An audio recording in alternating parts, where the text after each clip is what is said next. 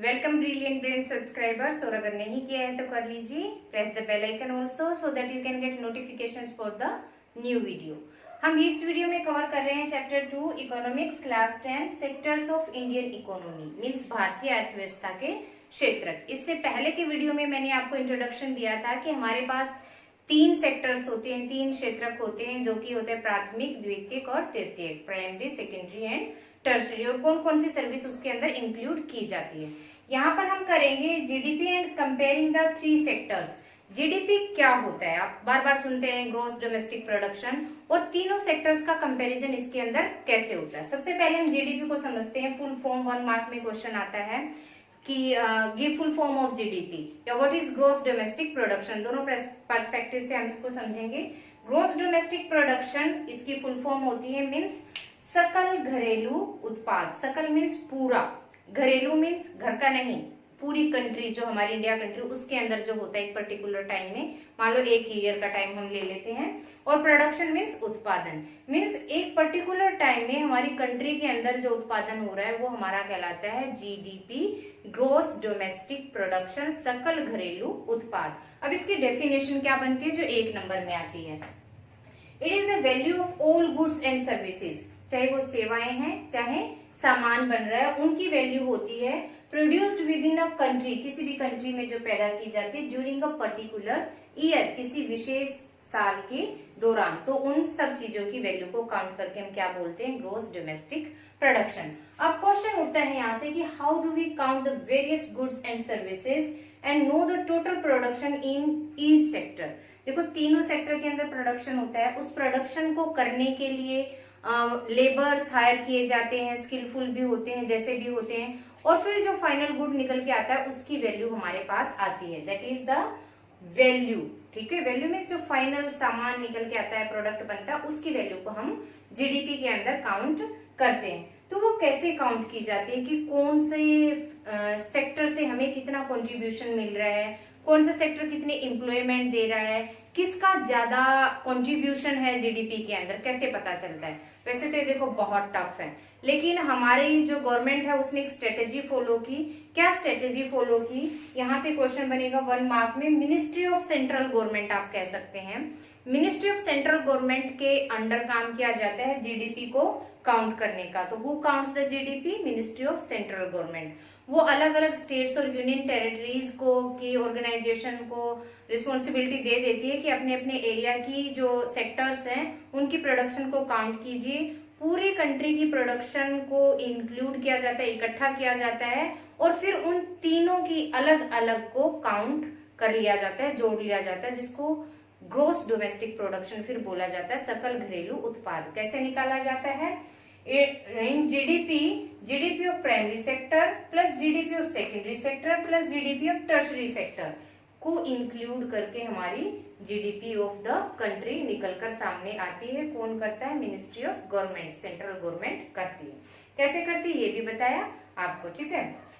अब इस क्वेश्चन का आंसर लेते हैं कि कैसे किया जाता है। देखो एक बहुत बड़ी प्रॉब्लम है कि काउंटिंग और कंपैरिजन कैसे किया जाए, क्योंकि कंट्री छोटी तो नहीं है और 1-2 काम तो होते नहीं है, बहुत सारे होते हैं।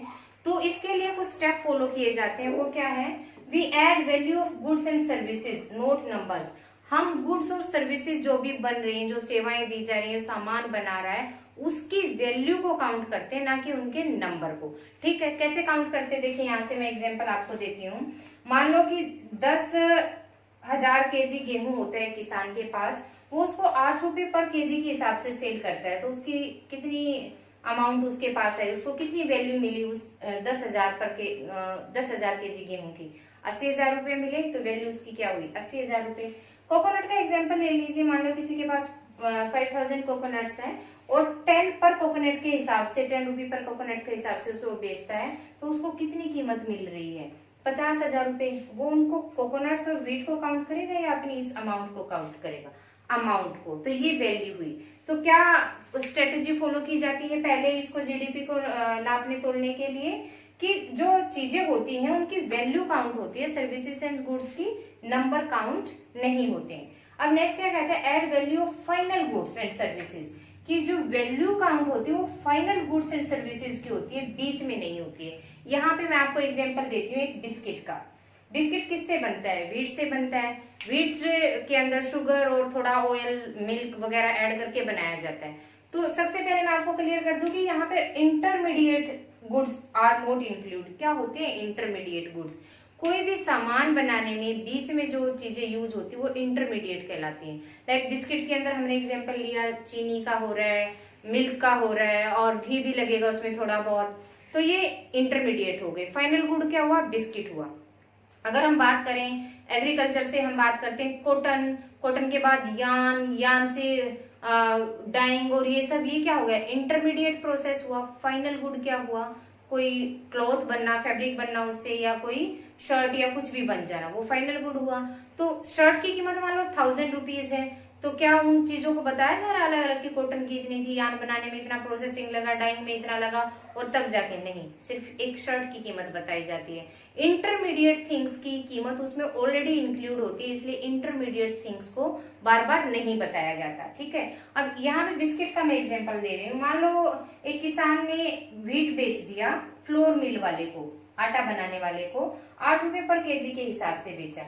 अब फ्लोर मिल वाले ने आटा ग्राइंड भी किया, उसका उसमें लगी कीमत, मेहनत जो भी लगी, उसने 10 रुपीज अपनी मेहनत को इंक्लूड करके 8+2 करके 10 रुपए पर केजी के हिसाब से बिस्किट कंपनी को फ्लोर वो बेच देता है। ठीक है, अब biscuit company 15 rupees per packet के हिसाब से बिस्किट बेच रही है। तो हमें किसकी कीमत, किसकी चीज वैल्यू के काउंट कर रहे हैं? फाइनल गुड की। फाइनल गुड क्या है? बिस्किट का पैकेट जो कि कंज्यूमर के पास अवेलेबल हो गया मार्केट में। तो हमने ये तो नहीं कहा कि बिस्किट का पैकेट है जिसमें आटा इतना लगा, चीनी इतनी लगी, दूध इतना लगा, ये तो नहीं बोल रहे हैं। वो इंटरमीडिएट थिंग्स है, उनकी कीमत ऑलरेडी उसमें इंक्लूड करके उसको 15 रुपए बनाया गया है, इसीलिए इंटरमीडिएट थिंग्स की वैल्यू उसमें काउंट नहीं होती है। तो यहाँ पे क्या चीजें ध्यान में रखी जा रही हैं कि we add value of goods and services, not numbers. Numbers value भी किसकी काउंट होती है? सिर्फ फाइनल गुड्स एंड सर्विसेज की काउंट होती है। इंटरमीडिएट गुड्स की वैल्यू इंक्लूड नहीं की जाती। क्यों नहीं की जाती?